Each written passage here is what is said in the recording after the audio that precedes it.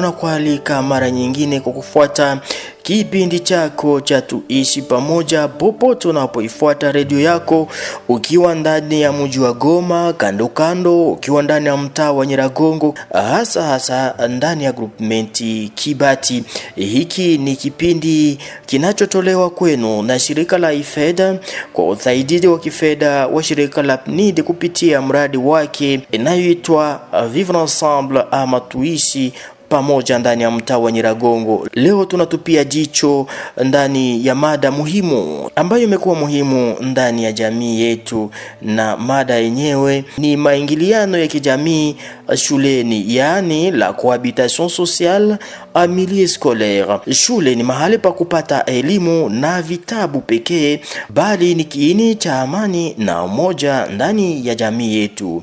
Ili kusaidia na kuchambua pia kuelewa hali kwa undani kuhusu mada yetu, tunaye mgeni wetu, yeye akiwa mwalimu kutoka hapa ndani ya mtaa wa Nyiragongo pa groupment ya Kibati. Yeye ni Bwana Baguma Faustin, akiwa mwalimu katika shule la Mujoga.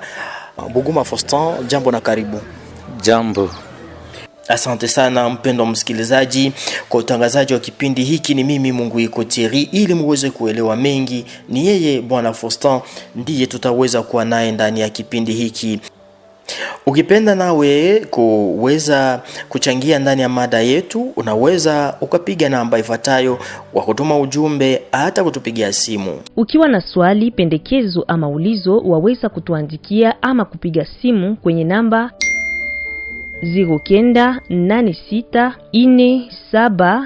0986470445 0986470445, yani 09 86 47 04 45 09 86 47 04 45.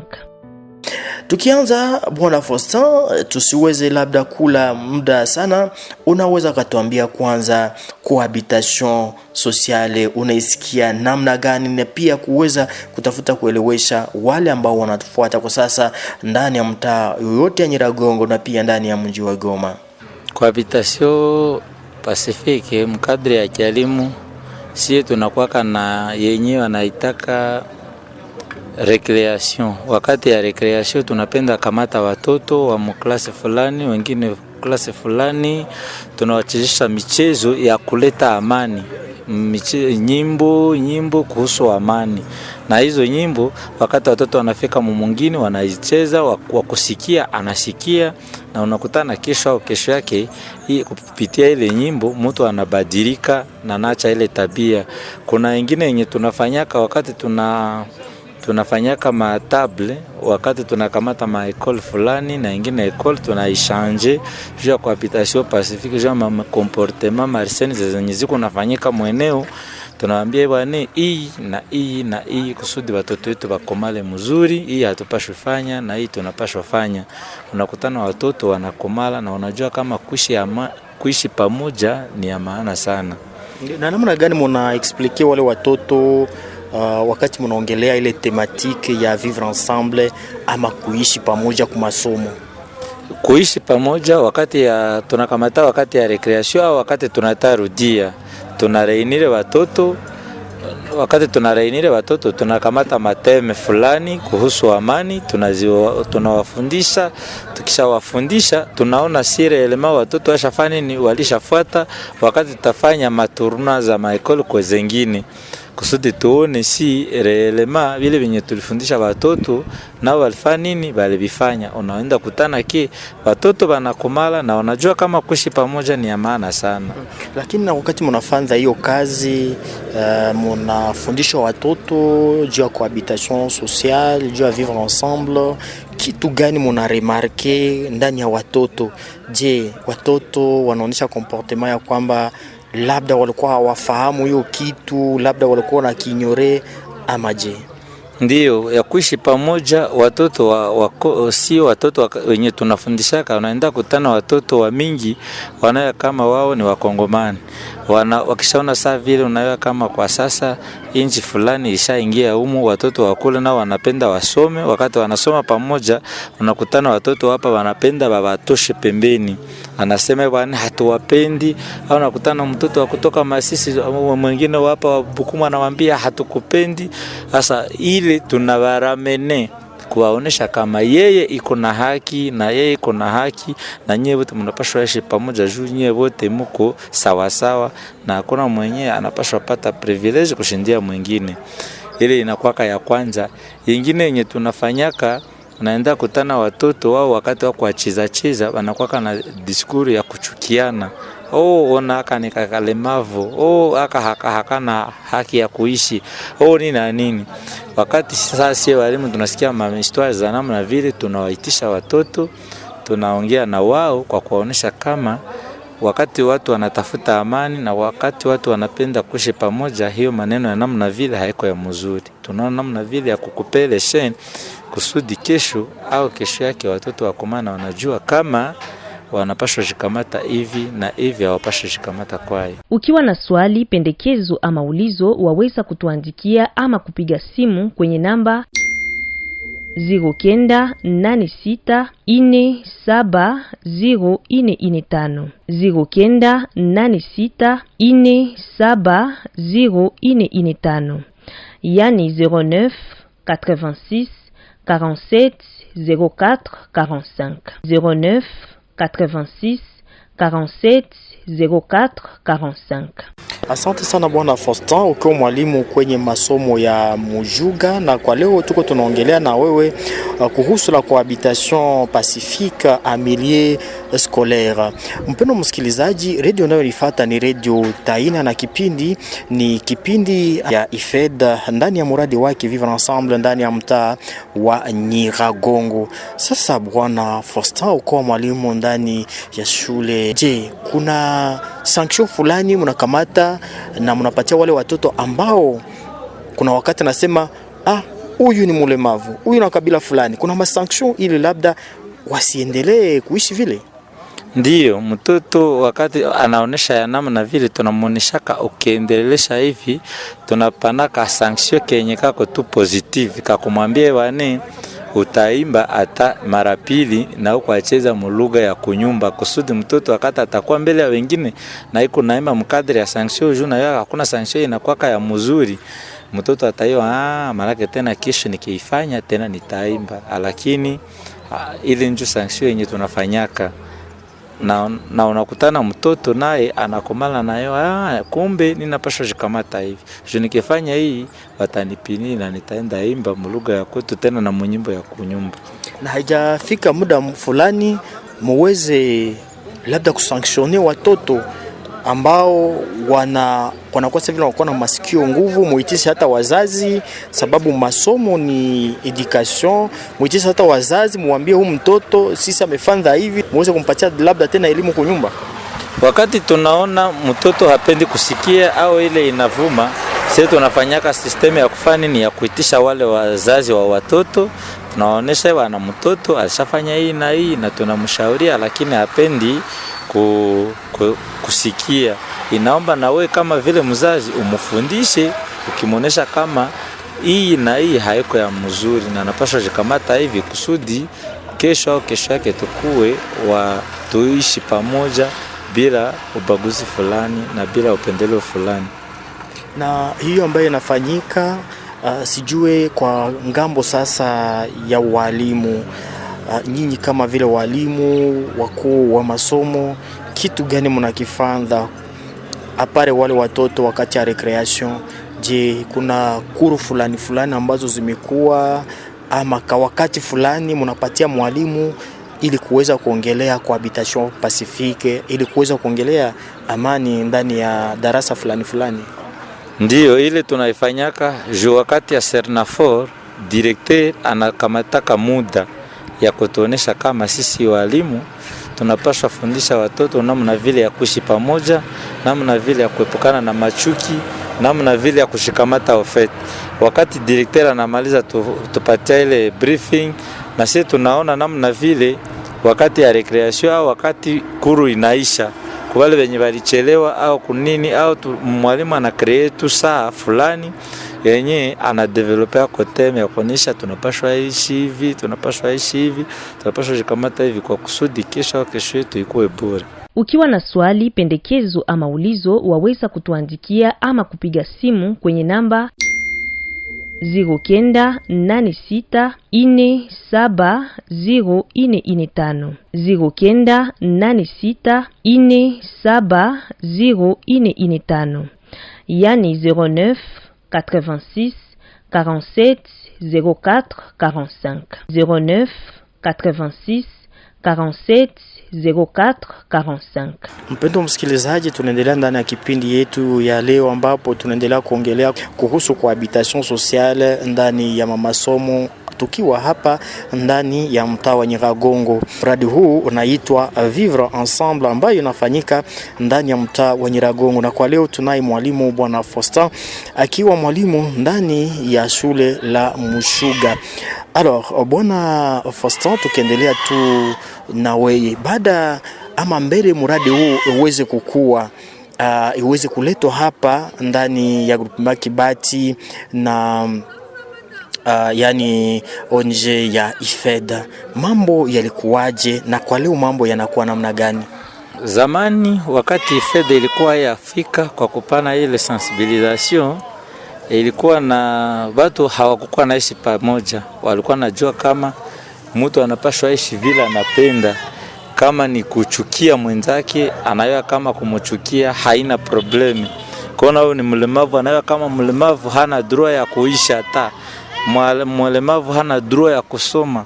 Lakini wakati IFED ilifika, wakati ilipitisha ile uhimizaji, tukasema kumbe na mlemavu iko na haki ya kusoma, na mlemavu iko na haki ya kufanya kazi yoyote,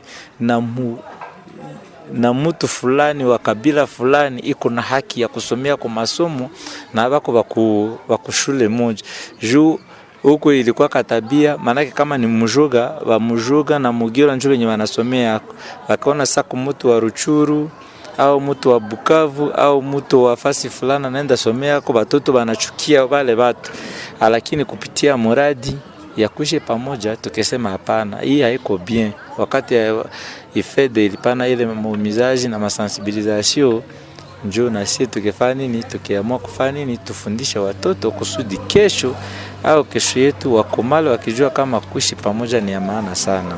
Radio ambayo mnaendelea kuifuata, wapendwa wasikilizaji, ni Radio Taina, tukipitisha tu kipindi hiki ambacho kinapita siku na kama ya leo, tukongelea yani muradi ya Vivre Ensemble, ikiwa muradi ya IFED.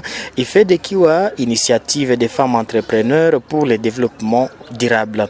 Kwa leo tunaendelea naye Bwana Faustin akiwa mwalimu hapa ndani ya mtaa wa Nyiragongo kwenye shule inayoitwa Mujoga.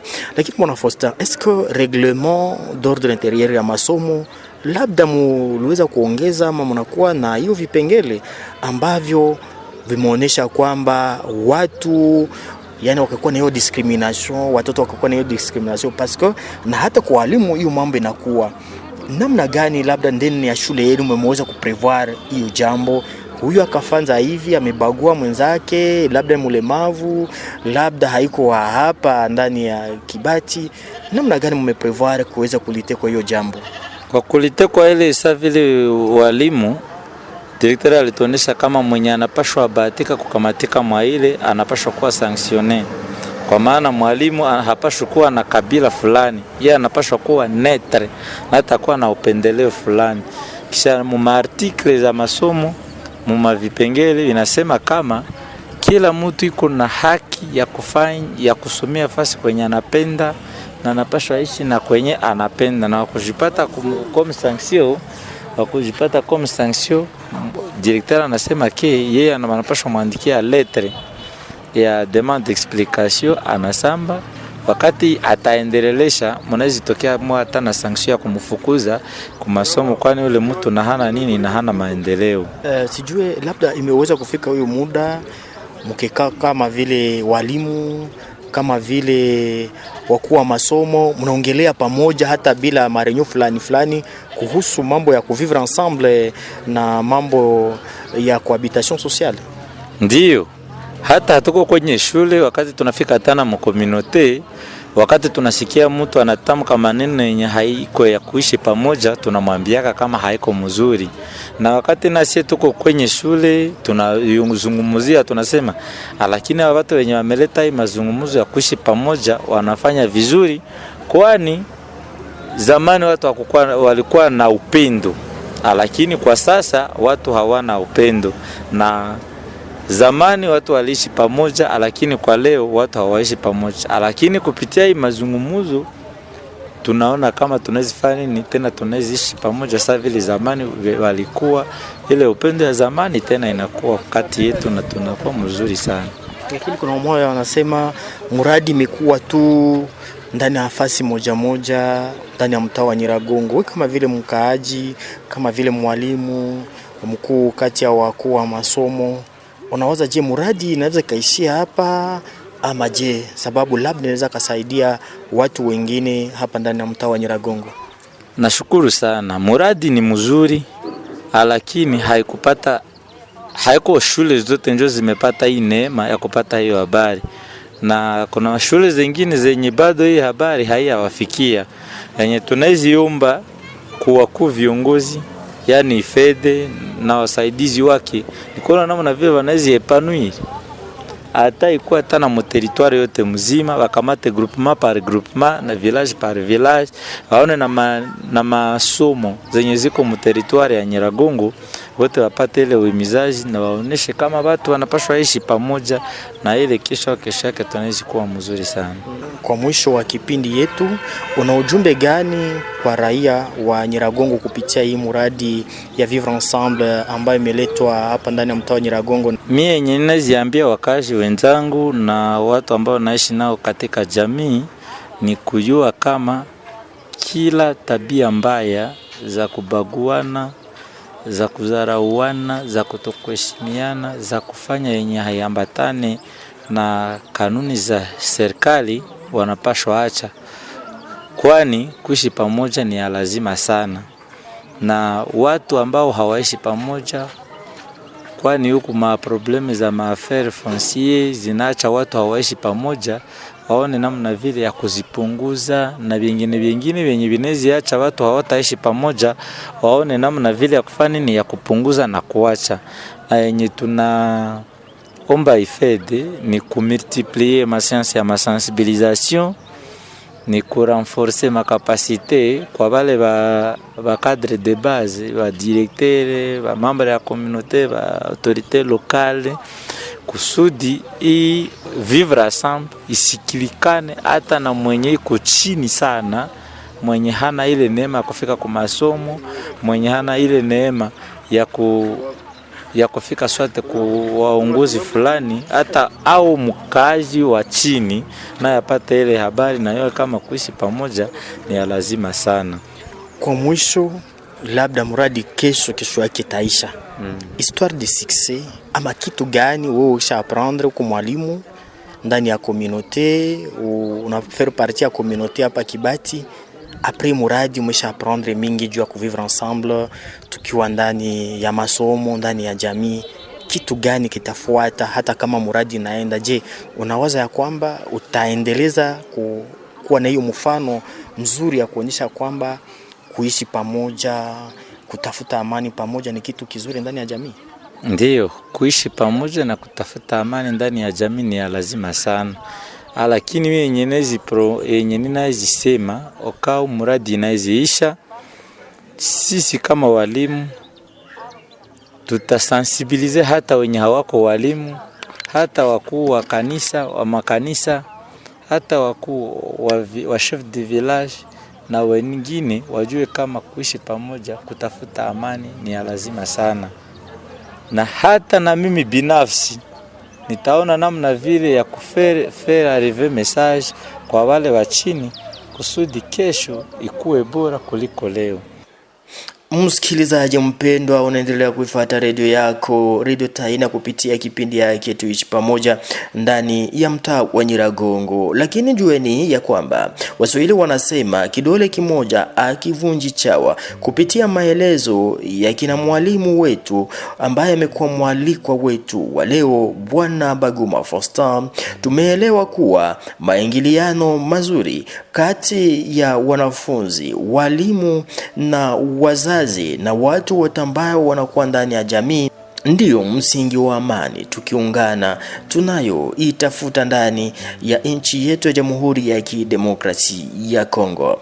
Tunatoa shukrani za dhati pia kwa shirika la IFED ambalo limeweza kuleta mradi huu ndani ya mtaa wa Nyiragongo, mradi hii kisindikizwa kifedha na shirika la PNID. Kipindi hiki kimeweza kupeperushwa angani kupitia redio yako. Asante pia kwa mwaliko wetu wa leo, Bwana Baguma Faustin. Shukrani pia za kipekee kwa msikilizaji, wewe uliyekuwa nafasi ambapo umeweza kututega sikio ukifuata Radio Taina ambayo imeweza kupeperusha kipindi hiki. Kumbuka ya kwamba kuishi pamoja kwa amani inaanzia darasani na pia kuendelea ndani ya jamii yote. Hadi wakati mwingine katika kipindi kijacho cha Tuishi Pamoja. Kutangazaji ilikuwa ni mimi Mungu Ikotere Ornesi. Nawatakia wakati mwema na amani ya kudumu popote ambapo mnafuata kipindi hiki ndani ya jimbo ya Kivu Kaskazini, hasa ndani ya mtaa wa Nyiragongo, Ruchuru na ndani ya mji wa Goma.